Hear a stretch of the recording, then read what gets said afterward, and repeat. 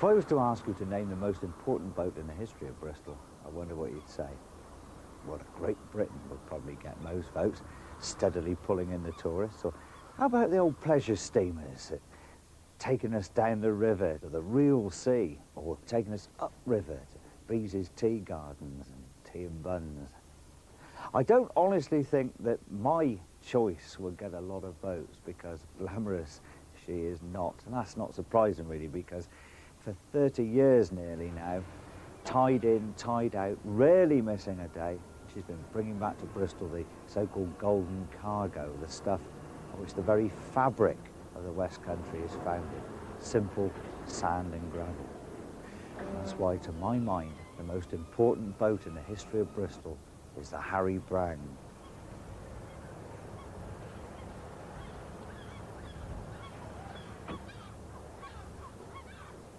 I was born and brought up with sand dredgers in my backyard, but still to this very day I get a buzz from the sight of an iron Leviathan ploughing majestically down the river. Now, Harry Brown was always my favourite. I dreamed as a lad of maybe one day that I could go out on it and see and feel and hear and smell a boat working, and find out where the cargo came from, maybe even discover who was the man who was so important that they named a ship after him.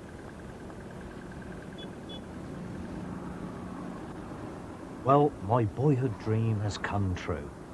The Harry Brown, sadly, is going to dredge a last cargo for Bristol, but I'm going to be aboard.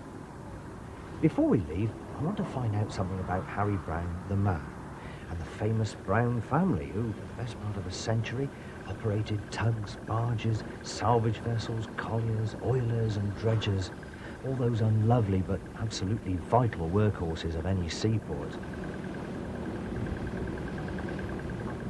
The Harry Brown will be bringing this cargo back to Hot Wells, but when it first started operation 28 years ago, it used to bring it back to here, Bathurst Basin, which in those days was certainly not the prettified place it is now.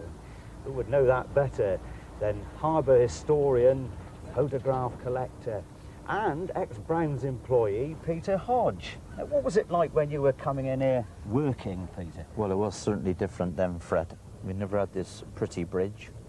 This was a very large railway bridge which connected Temple Meads with the Harbour Railway. And of course, we never had all these craft moored in the middle. There was just a few craft moored around the edge. Yeah. Now, were the Browns the first people to bring sand into Bristol? No, I think the earliest records of sand being bought in any big quantity was a firm called Beecham in Belmont, which my records go back to about 1860. And the purpose of that supply of sand was the sailing ships used to come in with cargoes. They needed to be ballasted for them to do the outward journey. So Beecham in Belmont used to go down, all hand shovel in those days, shovel it into baskets, load it onto barges, bring it up to Bristol, and then load it on the sailing ships to give them some ballast to go away. Now, it wasn't just here that the sand was delivered, Pete, was it? Because I remember as a lad there being huge piles of sand at Redcliffe, over on the Grove, Hartwells, all over the shop there seemed to be sand. That's right, it was Browns who started here, 1923, 1924, when they first bought the Alwyn. The Alwyn they purchased was a small coaster, and she was converted up at Totterdown Yard. And formerly to her name Alwyn, after an Alwyn Brown, she was called HMS Rapid, and formerly the coaster Rapid. And whoever named her that had a peculiar sense of humour, because when she was fully loaded, she couldn't achieve a speed any more than 4.5 knots. Were there offices somewhere over there on the Grove? That was the Brown's offices, a newly painted buff building with a red tiled roof, right next to the Hole in the Wall pub. Oh, very convenient. Very convenient for them, yeah. So this is the office where Harry used to chair the family meetings and run his empire. The Browns no longer own it, but they've kindly come together for one last time in the old boardroom with their memories, photographs and, I'm told, some wonderful film. Come in. And I wondered. Good morning, gentlemen. Good morning. Appropriate to bring this name in. The sons of Harry Brown. This is. I'm delighted to meet one of the down. best known families in Bristol. Can I ask who's who? I'm the oldest, I'm Tom Brown. This is Noel. No, This is Elwyn. Owen. This is Frank, and this is Peter. So how many were there to begin with? 11 and 2 sisters. Do you want me to go through the names? Herbert, Norman, John, Father, Noel, Kenneth, Tom, Stephen, Frank, Oswald, Elwyn, and the youngest, Peter. Must have taken a pretty strong character to have brought up a family of 11 sons and 2 girls. Well, he was very strict, but I will say this, that he was a fair man. He was never really very wealthy, although people used to think he was, all the ships and everything. And when he was sort of questioned about that, he used to say, well, I haven't got a bean. He said, all my sons have had all the feathers off the old bird long ago. He was a super bloke. I always remember he had a stick behind the door. That's right. And if we transgressed, we get 3 of the best. So we were brought up on Victorian lines, you know. Father, wasn't he on a sailing cargo vessel when he was about 17? Grandfather started the business with a trow. And so they bought a second trow. And Father was skipper, I think, at about 17. Yeah. Sailing up the Severn and going to Cardiff. Cargo, they carried about 60 tons, a trow, 60 tons of coal from Cardiff to Lydney. And then they bought the first tug, which started T.R. Brown and Sons in this office here. And that's Mother and Father. And you can see where we get our good looks from Mother. Was he a good businessman? I think you would call Father more of a practical man. Yeah.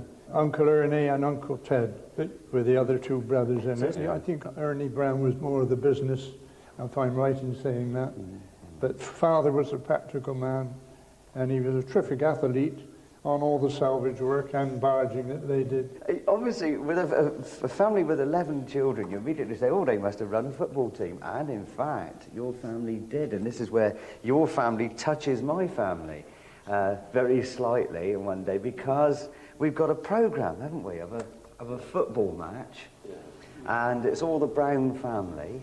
And who's refereeing but my grandfather? Yes. Fatty Redlock. That's right. That's right. He's my grandfather. There he is. That's your relation. No wonder they call him Fatty.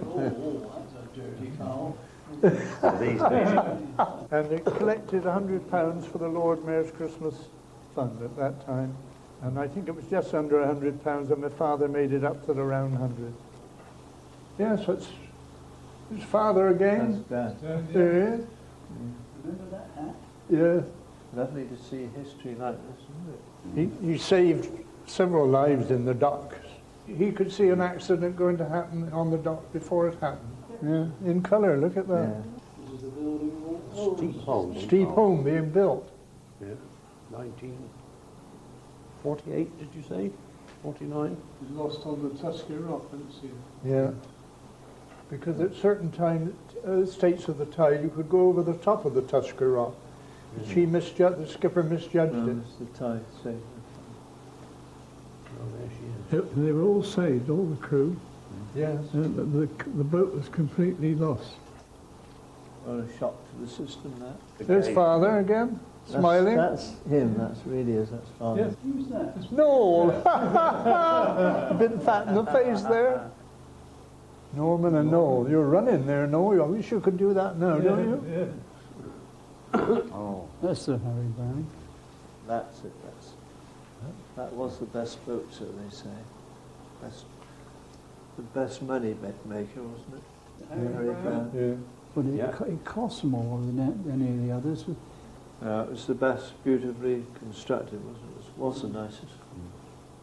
We loved to have a trip on the boat, and so we used to go down with our friends, and the ship used to take about 20, party of 20, couldn't get any more, and we used to have a wonderful day down there, especially if it was good weather.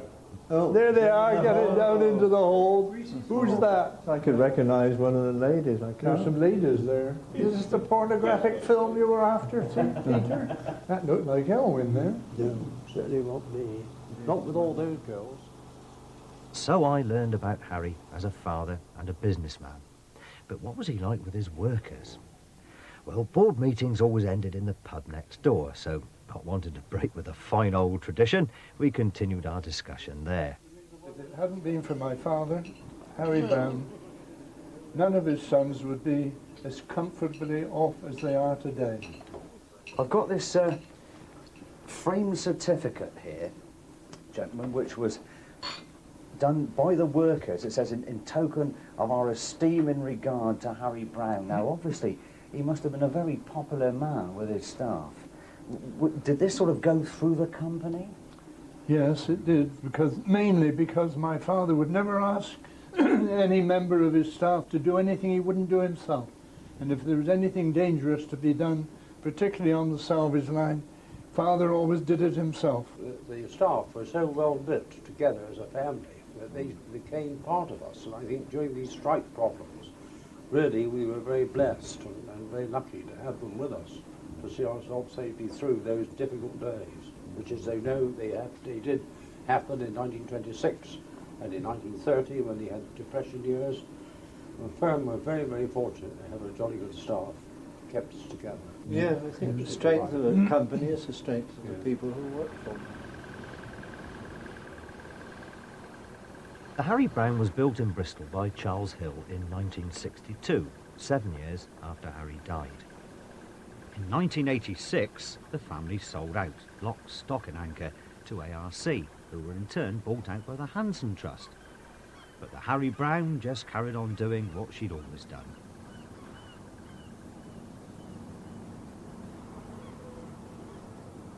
How does she handle? Well, the man who knows her best was a crew member on her first trip down the Avon. Now taking her on her last trip as master is Mervyn Hardwich. Is this boat actually difficult to steer as boats go? Oh, would you like to have a go? Serious? Yeah, good, don't you? Mervyn, this is a boy of ambition. Oh, there you are. This is fantastic. What have I got to do? So that up there is the indicator to let you know which way that you've got the steering wheel. In other words, which side you're going to go. Ah, right. So which side, red side or green side? Yeah, that's right. What you've got to do is, if you want to go to starboard, you see the indicator move as you turn the wheel, Yeah. so you know how far you're going. What are we going out for tonight? Gravel. We're going down for gravel tonight. So does that mean that you go to a special place, or do you just sort of put up screens that filter We've gravel? got to go to a special place. How difficult is it to find? Is it a very Well, broad band? No, it's getting increasingly difficult now because, of course, it's been going on it so long. It's disappearing. So it's getting more difficult all the time. What's the crew like? Is it the same bunch of blokes all the time? Oh, Is it unfortunately, yes. Sort of family feeling, is it? Yeah.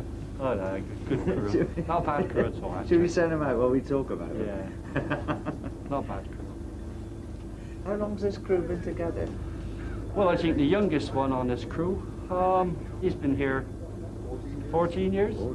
He's the youngest crew member, so. Can't be a bad job then. Well, there you are, see. I heard this boat's been really very trouble-free. Oh yeah, it's very trouble-free this boat.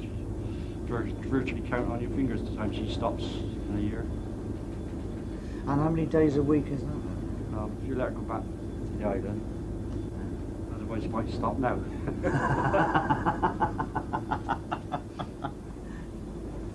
If it gets stormy, do I get lashed to the wheel then? Oh yeah, we'll leave you then. In spite of the learned driver, we've reached our destination. And as the sun drops behind the island of Flatholm, Mervyn delicately manoeuvres the Harry Brown into position. 30 feet below us is a ridge just a few feet wide. On one side of it is the precise grade of gravel he wants. It takes a lot of skill and experience, not just to locate the spot, but to hold position on it for the 4 or 5 hours it will take to load.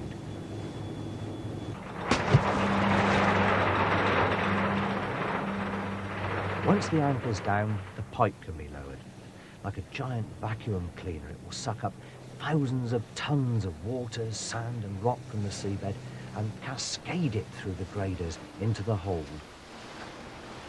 So, what's happening now then, with it? Well, we've got on the gravel coming through now, and he's just taking a sample.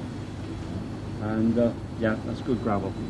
Gravel is darker than sand, and when it comes down there, if that was sand, that'd be a lighter brown. As it is now, she's staying just right. The wind's got her just right, and the tide got her just right. So hopefully we'll have a quick pump up tonight.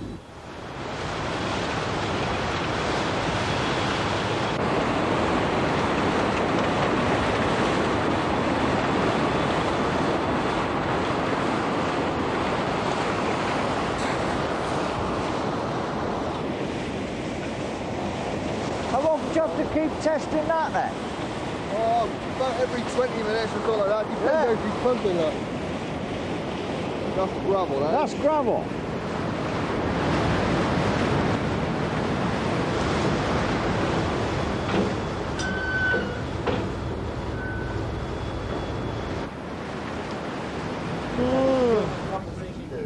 Oh, God.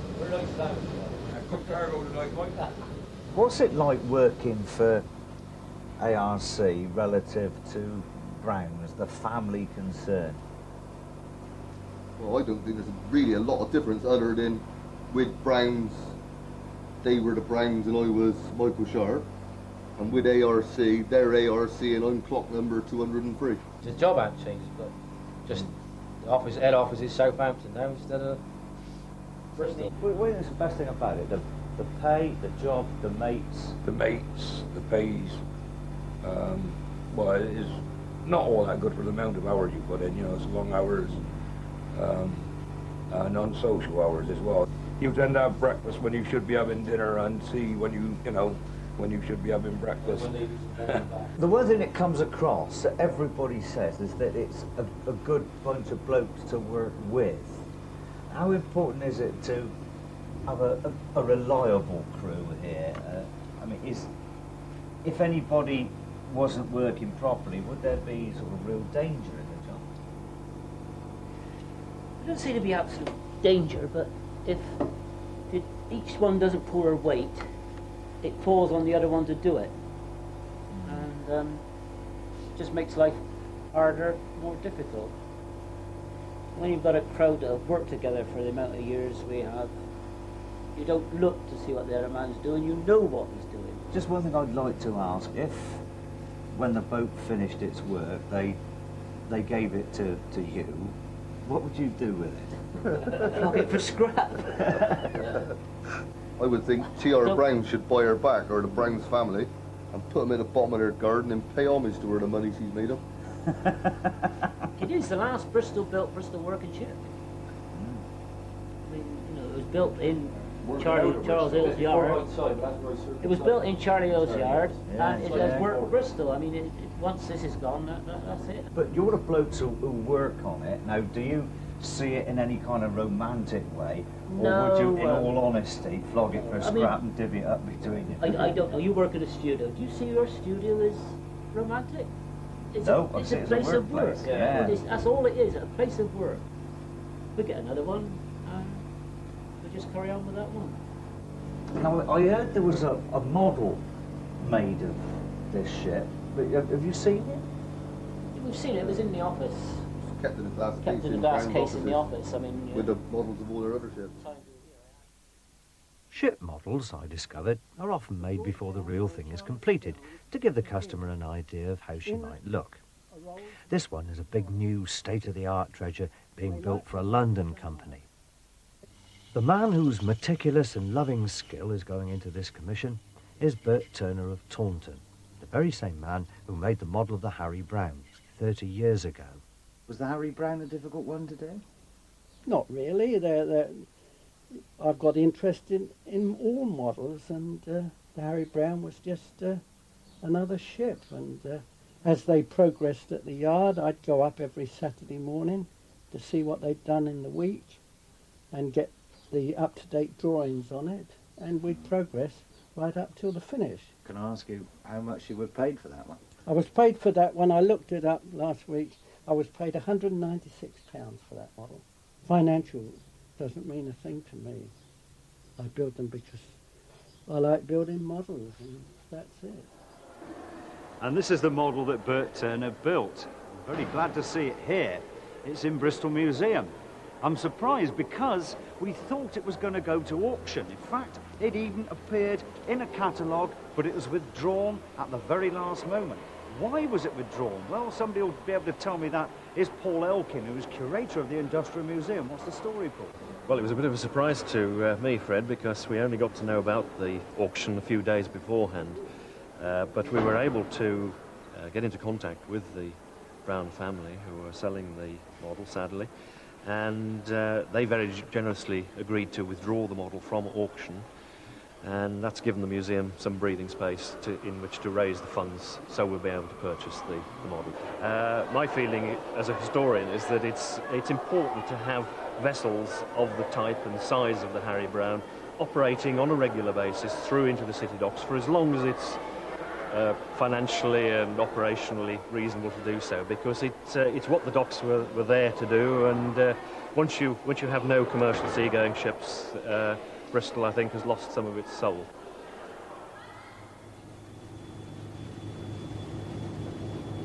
It's sad. I mean, Harry Brown's going. I've been with her now. I was master of her since '74. I was on her when she first came out, then I left her. Came back again, and I've been master of her since '74, so it's a long time. So I thought I may have seen the rest of my time out. I've got another 5 years to go, but obviously not.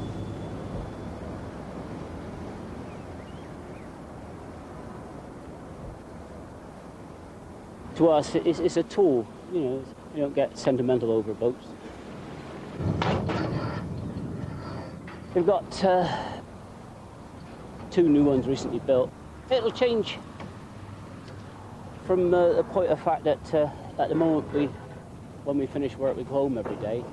We're going to change that into the fact that we're working a fortnight where we'll be completely on board for the whole of the fortnight. So changing that way.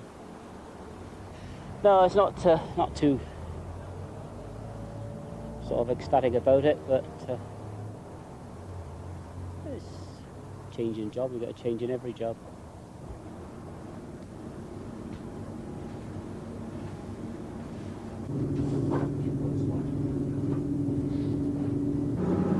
Come back.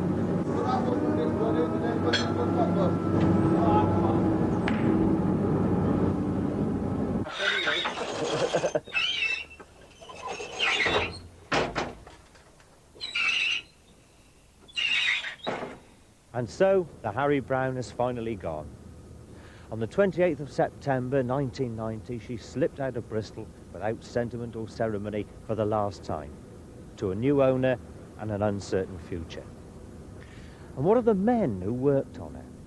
Well, they were offered jobs on one of these new giants which replaced her, but after the family atmosphere of the Harry Brown, it just didn't seem the same, and now they too have gone. And indeed, in the foreseeable future, it's quite probable that the entire sand and gravel trade will shift away from the floating harbour in Bristol. And what will that leave us then? A model, some films, a few books, some photographs, and a city. Yes, a city. Because when you look around at all these new buildings rising on the old wharves, and the whole skyline of Bristol, without the Harry Brown's cargo, they couldn't have been built.